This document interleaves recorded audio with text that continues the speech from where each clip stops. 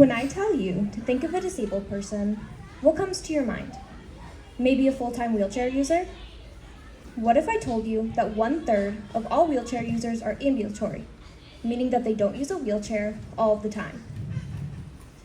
Myself included. Would that change how you view disabled people? Hi, my name is Grace Hoyer, and my TED Talk is about why disabled is not a bad word.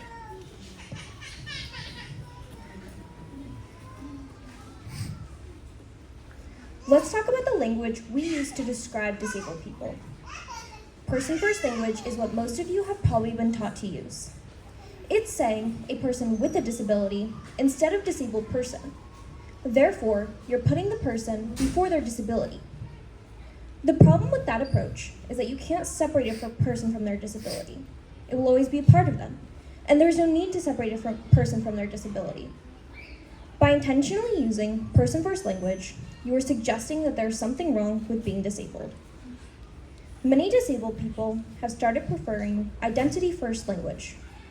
Identity-first language is saying disabled person rather than person with a disability. So you're not separating them from part of their identity. Personally, I prefer identity-first language. Our words have power. It is important to keep this in mind when it comes to alternatives to the word disabled, like differently abled, special abilities, and handy-capable. While this type of language may seem more sensitive, they are oftentimes more condescending and dehumanizing than anything.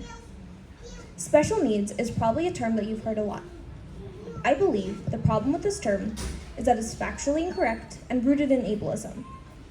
When you think of a disabled person asking for an accommodation that they need in order to access something you don't need accommodations to access, you probably think of them having special needs.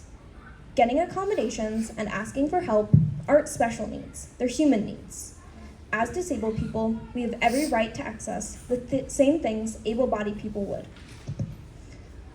One thing I want you to think about is how many extra costs disabled people have to deal with every single day.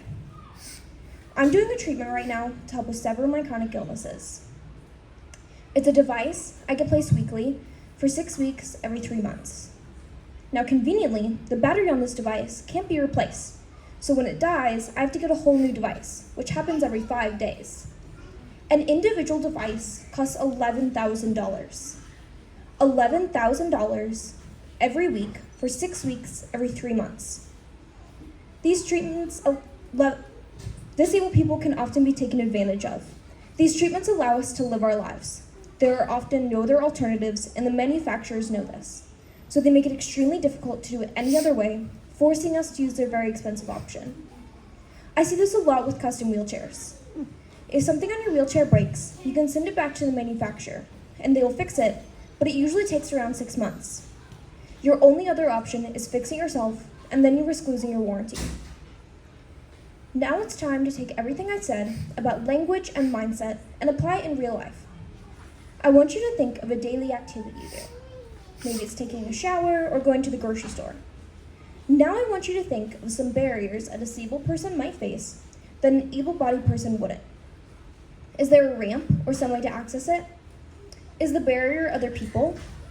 Are there materials a person would need to complete this activity? Are they accessible to disabled people? An argument I hear a lot when I say accessibility benefits everyone is that it comes at the cost of able-bodied people who are making these accommodations, which is simply not true. Able-bodied people who don't want to include disabled people when creating something like a playground because it inconveniences them is ableist. Some people believe that a tiny act of inclusion is enough. For some people, a tiny act of inclusion is all that they are capable of because they believe they are doing the right thing by doing the bare minimum. This belief can stem from a lack of education on the disabled experience.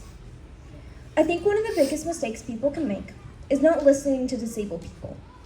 We have opinions and voices that need to be heard, but you have to take the time to listen. Maybe you can follow on social media a disabled person who speaks out against ableism, or you can ask a disabled person in your life what type of language they prefer. I want to tell you guys a story about why inclusion matters. When I was 8, I desperately wanted to go to Sleepaway Girl Scout camp, but with my chronic illnesses, it would be very hard to access accommodations there. My mom did a ton of research and found a network of camps called Serious Fun. It was founded by Paul Newman, yes, that Paul Newman, in 1988 and quickly spread throughout the US. Serious Fun is a network of camps catered to kids with chronic illnesses. They have doctors on staff, and a majority of the counselors who volunteer are med, nursing, child life, social work, or psychology students. I have been going to one of these camps, Flying Horse Farms in Ohio, since I was 8 years old. And if anyone were to ask me what the most magical place on earth was, I would not hesitate to say Flying Horse Farms. As Paul Newman once said, it's not that the children say, "Thanks for a wonderful time." It's that they say, "Thank you for changing my life."